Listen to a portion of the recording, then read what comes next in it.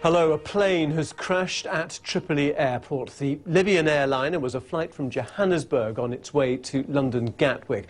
Initial reports say all passengers and crew on board the flight were killed. One report, though, says there's an 8-year-old Dutch boy has survived. Let's get the latest information from our correspondent, Rana Jawad, who joins us on the line now from Tripoli. And what is the latest information you have there, Rana?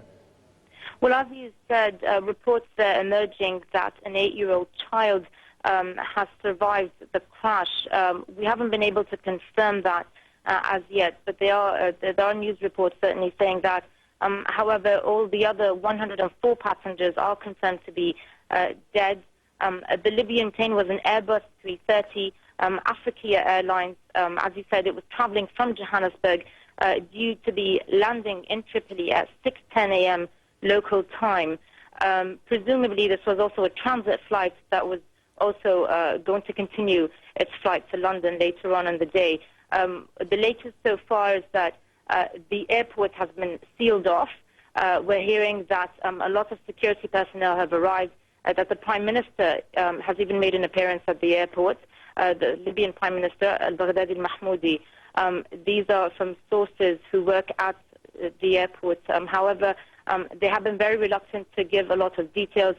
They say they've been instructed not to talk, not to give any details at this time.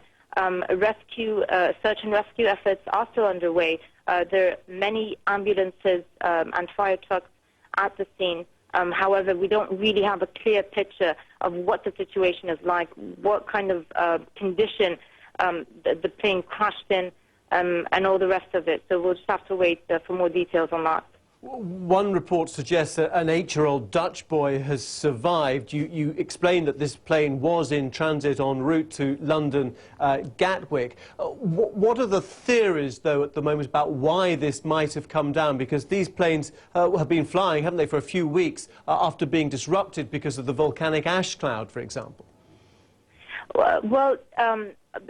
Some Afriquah flights, I should just probably put it into context. The Libyan airline Afriquah often flies throughout the continent, obviously, but it also takes a lot of passengers from Tripoli often to Europe, either London or Brussels, and so there are a lot of transit flights. One plane was disrupted 2 weeks ago when the entire UK airspace was shut down for about 6 days. So their flights were disrupted at the time. But since then, they've been operating normally since airspace opened again. This flight, as I said, was coming from Johannesburg and then going up north to Tripoli. So the volcanic ash cloud is unlikely to have played a role in this. However, of course, we don't know because we do know that ash from that cloud did affect Moroccan airspace in this region yesterday, and some Moroccan airports shut down yesterday briefly for a few hours. So we don't know if it affected Libyan airspace as well, and that played a factor. However, that's just it's too early to make any assumptions regarding that. We don't know what the reasons are yet. There have been some analysts, Libyan analysts, and we're not sure if some of them used to work in the airline industry, but who have gone on TV saying that they think that it was a technical problem that contributed to the crash. We know that it crashed as it was descending into Tripoli. We're not exactly sure if it crashed on the runway itself or right next to it, because one employee we'd spoken to from the airline said that it crashed next to the airport.